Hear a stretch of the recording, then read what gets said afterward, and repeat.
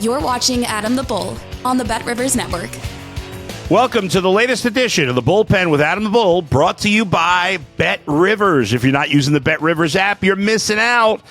Point spreads, futures, over-unders, parlays, whatever you're looking for, whatever sport you want to bet on, we've got you covered at Bet Rivers. Check out the app or go to betrivers.com. Coming up on today's show, the Cavs win yet again, and another devastating injury to a Guardians prospect. But we begin with big news. Yesterday, Mary Kay Cabot reporting what seemed to already be the case, that Nick Chubb is not going to be returning to the Cleveland Browns.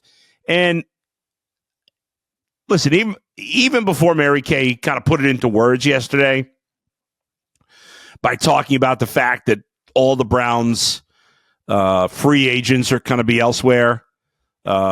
In fact, the headline on Mary Kay's article yesterday was how Browns free agents Nick Chubb, Jedrick Wills Jr., Elijah Moore, and Jameis Winston could all have new teams by next week.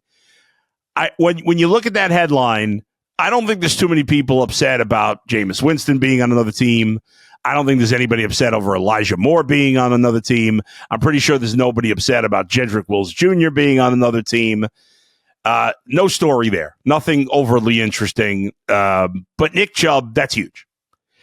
And it just, when I see the headline, it sums up how fucking pathetic as an organization the Browns are. That they forced Mary Kay to lump Nick Chubb in with Jedrick Wills Jr., Elijah Moore, and Jameis Winston. 3 nothings in the NFL. Jameis, a maybe startable quarterback. Elijah Moore, a barely playable wide receiver. Jedrick Wills, a borderline startable tackle. And the great Nick Chubb. You know, teams talk all the time about wanting high-character guys, wanting team guys, wanting great leaders. We talk about this all the time. You want a guy, how many times do you hear people that break down the NFL? First guy in, last guy out, leads by example, hardest worker, all about football. These things are thrown around as the most important things in football.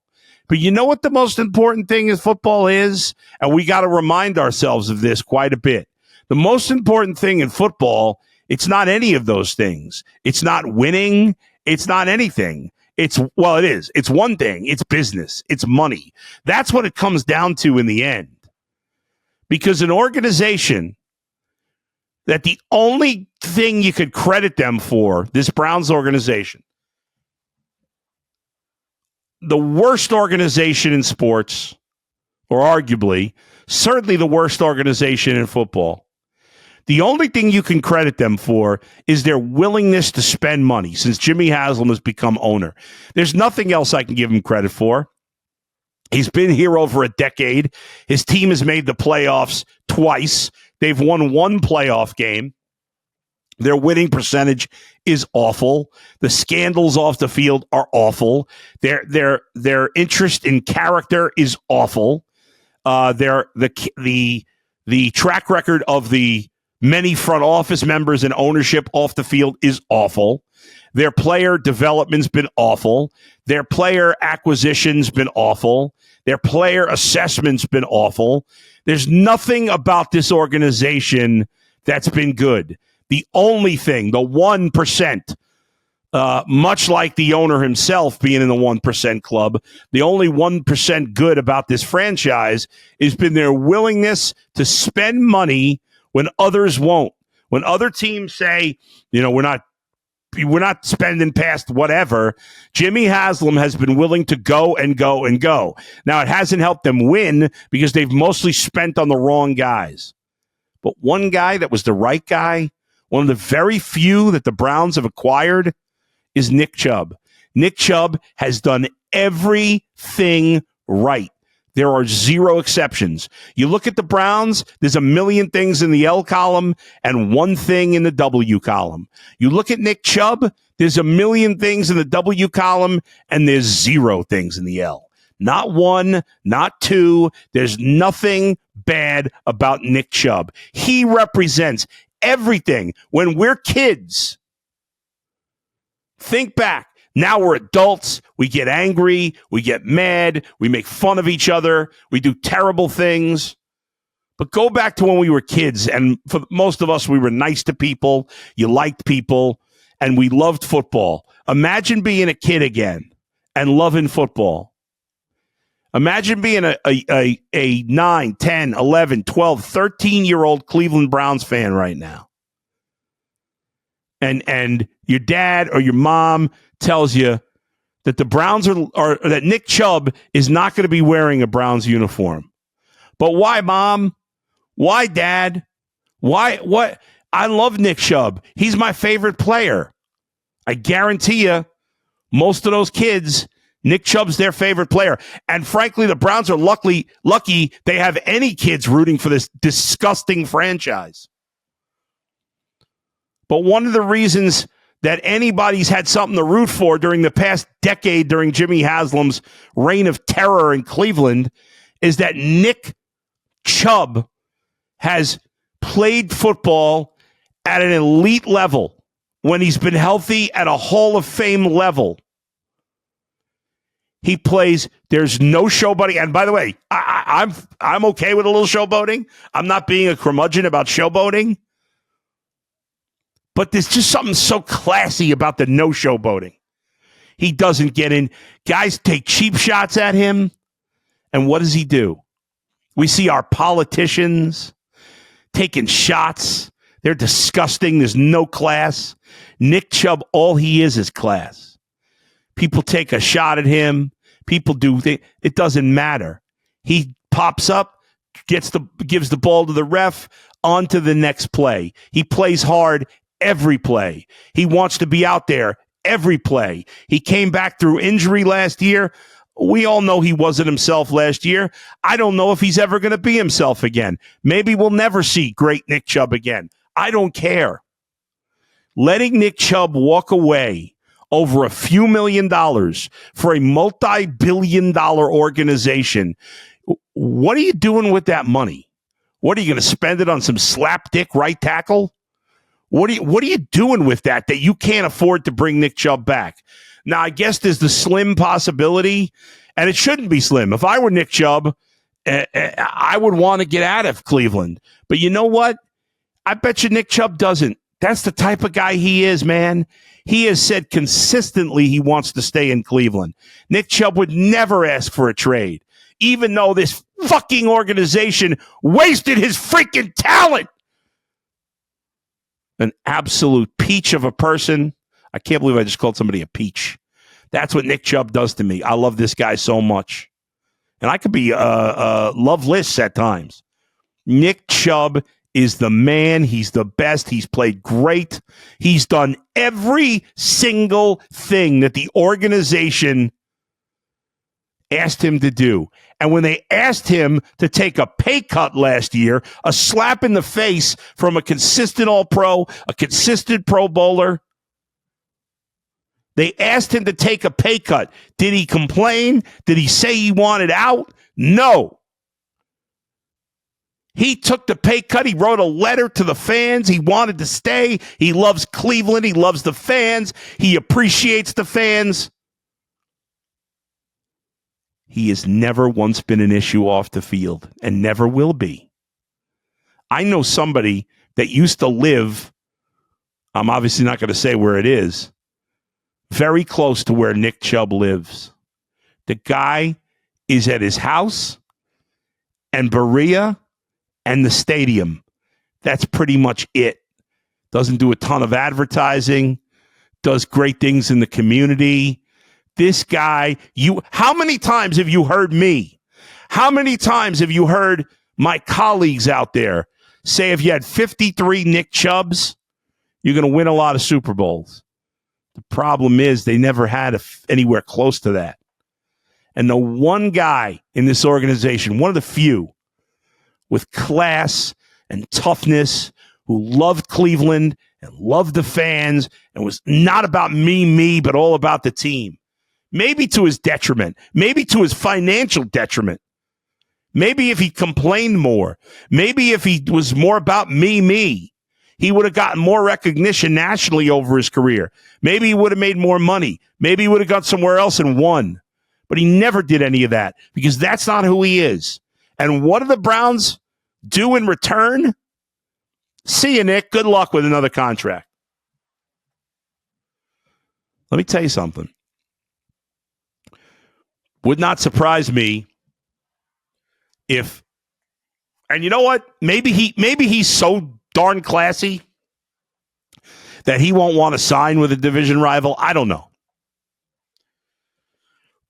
But if Nick Chubb comes back to Cleveland next year and he's wearing a Bengals jersey or he's wearing a Browns Steelers jersey, won't be the Ravens because they got Derrick Henry. And I know the Steelers, Najee Harris, a free agent, they're not signing him. So they need a second back. The Bengals have a good young back in Chase Brown, but they need a short yardage, kind of fourth, goal line back. Which and Nick Chubb may still be better than that, folks. I'm not counting this guy out, but at the very least, I think he could still play that, kind of role effectively. And I'm not going to lie. I mean, why would I? You folks know I'm a Bengals fan. Everybody knows that. And the Bengals fan in me would love to see Nick Chubb on the Bengals. But Nick Chubb's my favorite Cleveland Brown. As much as I'm a Bengals fan, I like I said, there's a little part of me. I know this doesn't make any sense to some fans, and that's okay. There's a little part of me that would love to see him in a Bengals uniform, but I don't really want to see that. The majority of me, I don't want to see that. It shouldn't happen. And he certainly shouldn't be in a Steeler jersey. Nick Chubb wanted to be a Cleveland Brown for life. How much money could he possibly want right now? Nobody's giving him a huge guarantee coming off 2 injuries at this age in his career. You're telling me the Browns can't give him $5 million? I don't even know if it would take that much.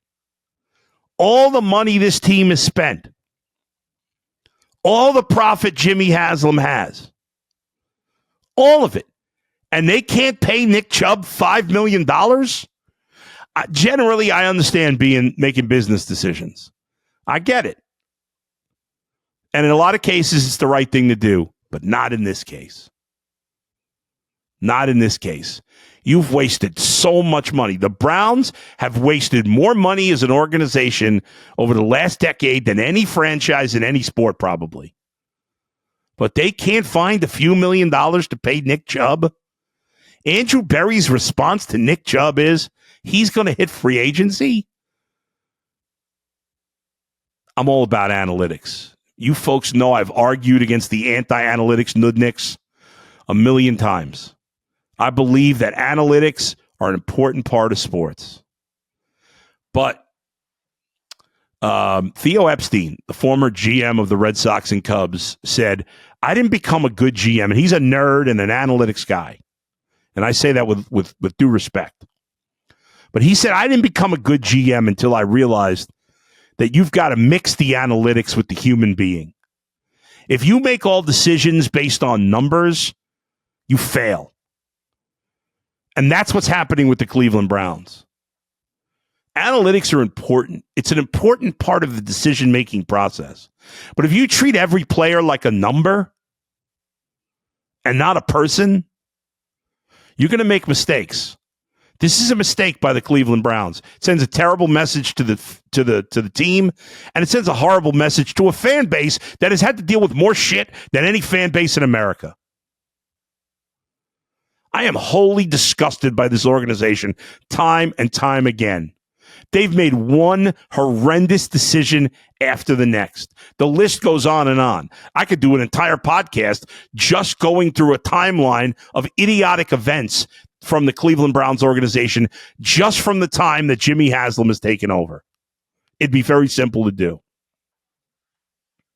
But this one, under the radar, well, not really under the radar. It's not as obviously egregious as some of the other stupid things that have happened that are more in your face with like, oh my God, you had a executive doing this, you had this doing that. What is happening here? You're calling guys in the press box in the middle of the game, the GM and the owner calling the player. You have an executive having sex with people and blah, blah, blah, blah, blah. All kinds of stupid stuff. But letting a cornerstone player like this, Myles Garrett, obviously Myles Garrett at this point is a million times better than Nick Chubb. We get it on the field.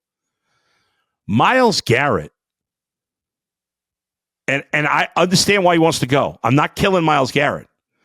But Myles Garrett is doing everything he can to get himself out of here. He's humiliating the franchise. He is shitting on the team. He's got to do what he's got to do. Myles Garrett, great player. But he is humiliating the Browns. He wants nothing to do with being a Brown for life. Nothing to do. And that's his prerogative. And yet the Browns are bending over backwards. They don't, no matter what, they won't trade him. But at a significantly lower price. The guy who wants to be a Brown for life. One of the very few. Borderline Hall of Fame player. The Browns are just going to say, that's enough, Nick. Well, I say, fuck you, Andrew Berry. And I say, fuck you, Kevin Stefanski. And I say, fuck you, Jimmy Haslam. All right. I do want to hit on a few other things. I'm just so pissed off about this. In terms of the draft, if you saw me on UCSS yesterday, I said it's a no-brainer. Cam Ward's going 1 overall. I'll be shocked if it happens any other way. We've just updated the odds for the first pick in the draft at Bet Rivers. Unfortunately, you can't in Ohio. You can't bet on the draft. That's an Ohio thing, not a Bet Rivers thing. But there are odds on the first overall pick, and Cam Ward is now minus 286 to be the first overall pick in the draft. Abdul Carter is second at plus 200, and then a big drop to everybody else. So there you go. I think it's an absolute no-brainer. Now, will it be the Tennessee Titans? Will it be the Browns trading up to 1? Will it be the Giants or somebody else trading up to 1? I think all those possibilities are still out there. But I'll be absolutely floored if Cam Ward is not the top pick in this draft. And if the Browns believe he is head and shoulders better than the other quarterbacks in this draft, and they think he has the potential to be a top 10 quarterback in the league, an elite, a tier 1 or 2 quarterback, you absolutely have to trade up with Tennessee to get him. That's a no-brainer. Anybody arguing otherwise is an idiot. Again, they have to believe that. If you don't think he's anything special, then of course you don't trade up to get him. You don't take him at all. But if you want him if you want Cam Ward at 2, then you trade up to get him at 1. It's that if you can't just hope he's there at 2 if you really want him.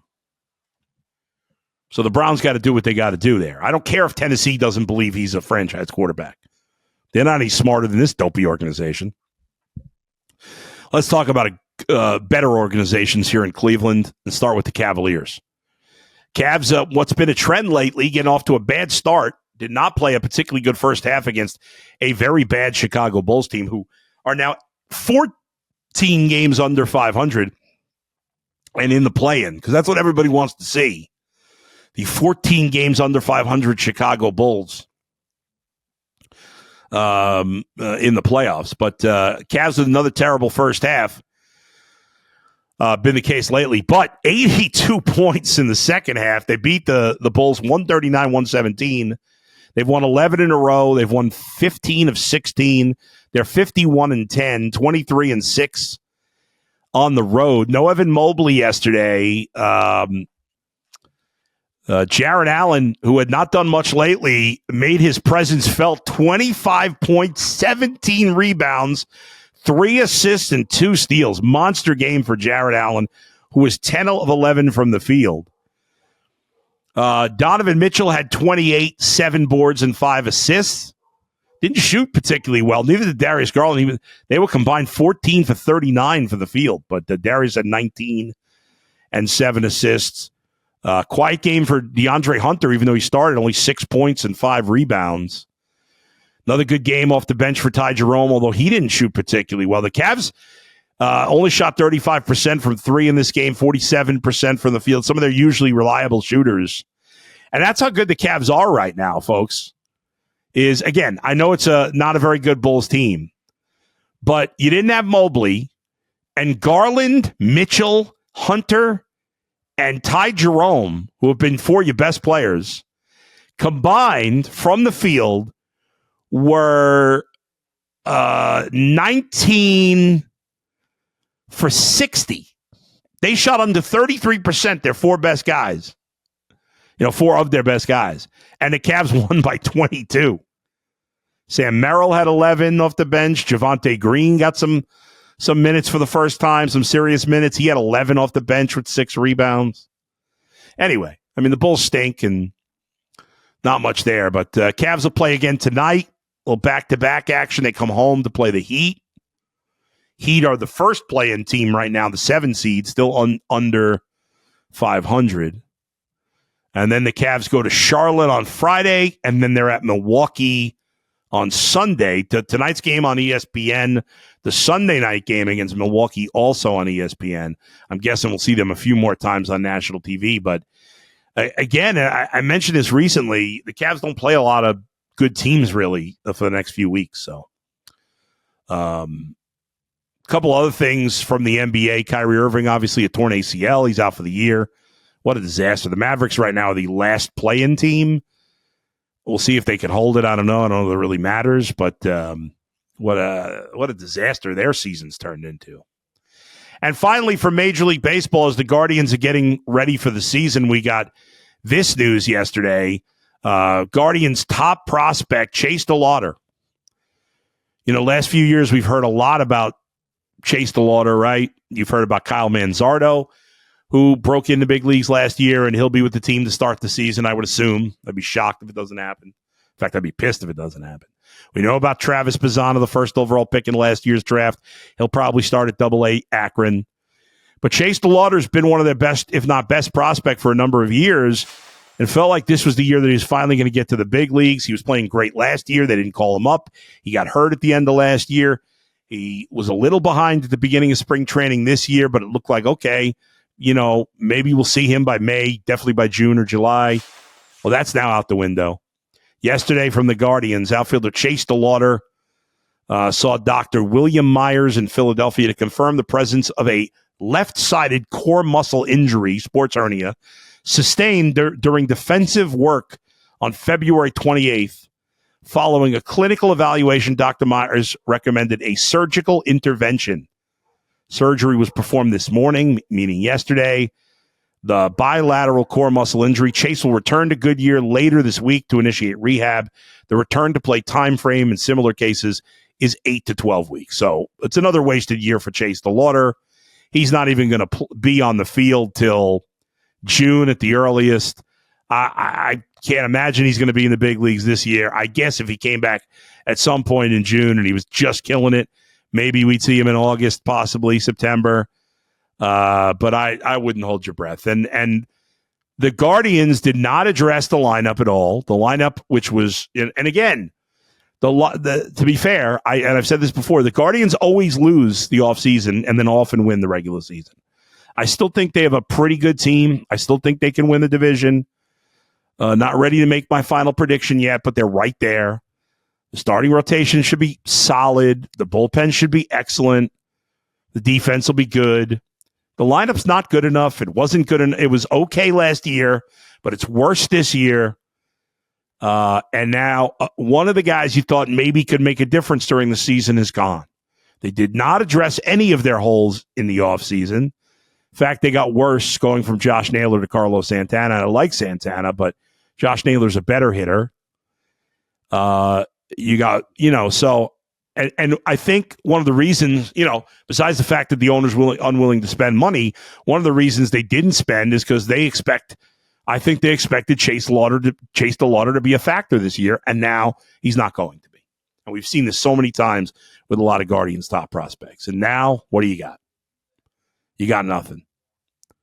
We'll see if they go sign a veteran. You know, you still got a decent player like Adam Duvall out there that could help you. I don't know why you wouldn't sign him. I mean, he couldn't be that much money. The guy could still play. He's better than some of the guys you got.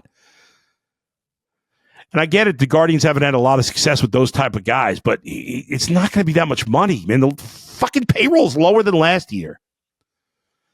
Despite my frustration, I'm excited for the season. We're 3 weeks away from the start. 3 weeks from tomorrow is the start of the Major League season.